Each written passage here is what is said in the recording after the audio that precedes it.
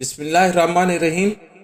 السلام علیکم ناظرین، حسن نثار صاحب اپنے کالم آخری کلمات آخری لمحات میں لکھتے ہیں، شاید صرف زندگی اور موت ہی انسانوں میں برابر تقسیم ہوتی ہے، ورنہ تو فنگر پرنٹس تک مختلف ہوتے ہیں، اور زندگی کا خلاصہ موت کی آخری ہچکی کو ذرا غور سے سن، زندگی بھر کا خلاصہ اسی آواز میں ہے۔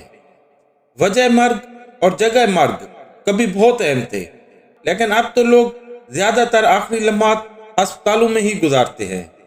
زندگی آخری کلمات اور آخری لمحات کا عجیب سا کمبینیشن ہے۔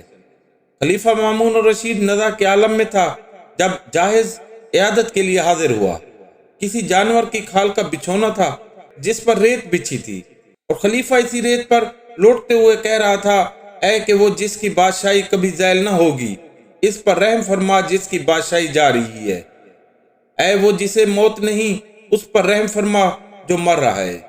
دوسری طرف کارل مارکس جیسا عظیم انقلابی جس سے چند آخری کلمات کے لیے کہا گیا، تو اس نے جواب دیا، آخری الفاظ صرف وہی بے وقوف ادا کرتے ہیں جنہوں نے زندگی میں بہت کچھ نہ کہا ہو۔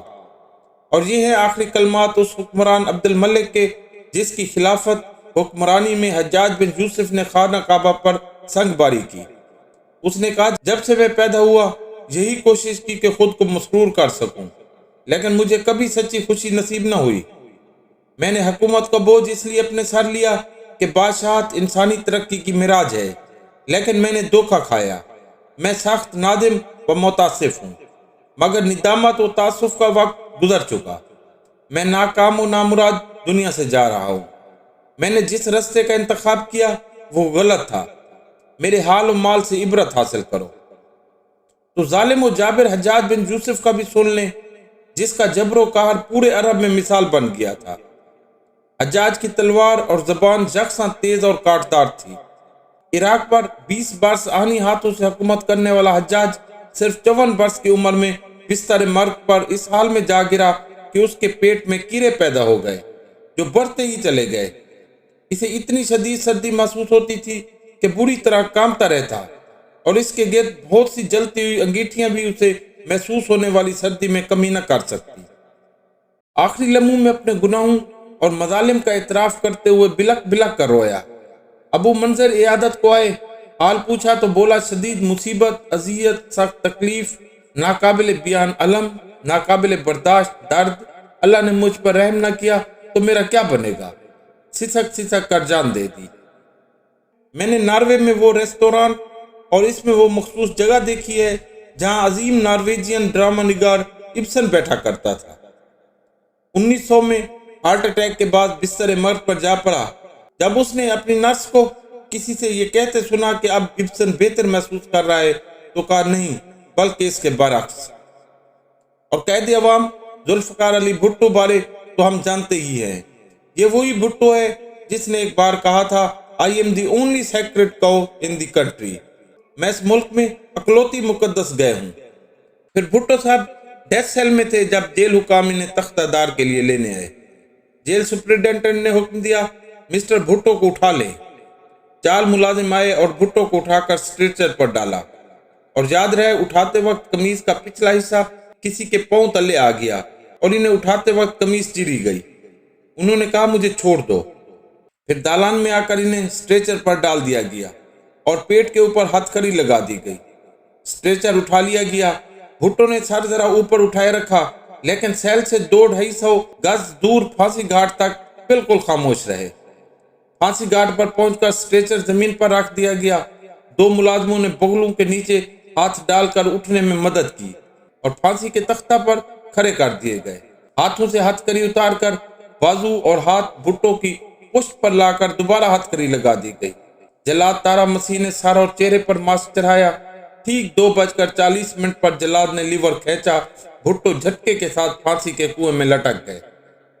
تاریخ میں یہ بتانے سے قاصر ہے کہ 4 اپریل 1979 کی رات 2:40 پر اس کا وہ قاتل سو رہا تھا، جاگ رہا تھا، کیا کر رہا تھا، جسے بھٹو نے out of turn, out of the way جا کر آرمی چیف بنایا تھا۔ کتنے کم ظرفوں پہ احسان کیے تم نے اس وقت تو سوچا ہوگا۔ تاریخ یہ بھی نہیں بتاتی کہ جب بستی لال کمال پر ضیاء الحق کا طیارہ پلٹیاں کھا رہا تھا تو اس وقت اس کے اہم ترین سوار پر کیا بیت رہی تھی۔ لیکن بھیانک تصویر کا ایک بہت ہی خوبصورت منظر بھی ہے۔ عظیم سائنسدان، موجد، بنی نوع انسان کا محسن ایڈیسن بستر مرگ پر تھا۔ اس کی دوسری بیوی قریب بیٹھی تھی۔ جب اس نے پوچھا، ایڈی، تکلیف تو نہیں ہو رہی؟ ایڈیسن نے کھڑکی سے باہر دیکھتے ہوئے کہا، بہت خوبصورت منظر ہے۔ عظیم روسی ادیب لیو ٹالسٹائی بطور فوجی افسر بھی خدمات سر انجام دے چکا تھا، جس نے آرتھوڈاکس کلیسا کی تعلیمات کو مسترد کر دیا تھا۔ بستر مرگ پر آخری لمحوں میں پادری نے اسے توبہ کرنے کا مشورہ دیا تو اس نے کہا، موت کی وادی میں بھی 2 اور 2 6 نہیں ہوتے۔ نپولین بوناپارٹ یورپ اس کے نام سے لرزتا تھا۔ سینٹ ہلینا جیسے قاتل جزیرے پر انتہائی نامساعد حالات میں دنیا سے رخصت ہوا۔ 2 ڈاکٹرز نے پوسٹ مارٹم کیا اور ایک نے دوسرے کو نپولین کا جگر دکھاتے ہوئے کہا، دیکھو انسانی جگر کے ساتھ سینٹ ہلینا کی آب و ہوا کیسا سلوک کرتی ہے۔ قارئین، یہ کالم میرے ملک کے سیاستدانوں کے نام ہے، جن کے کاموں اور کلاموں، الزاموں اور دشناموں نے مجھے یہ کالم لکھنے پر مجبور کیا کہ شاید کوئی آخری کلمہ یا لمحہ انہیں نظر ثانی کی طرف میل کر دے، ورنہ یہ عمر بھر کا سفر رہ گا تو ہے ہی۔ ناظرین، میں ہوں عبدالغفور رحمانی۔ دوران مطالعہ بہت اچھی تحریریں پڑھنے کو ملتی ہیں جو میرا دل کرتا ہے آپ سے بھی شیئر کروں۔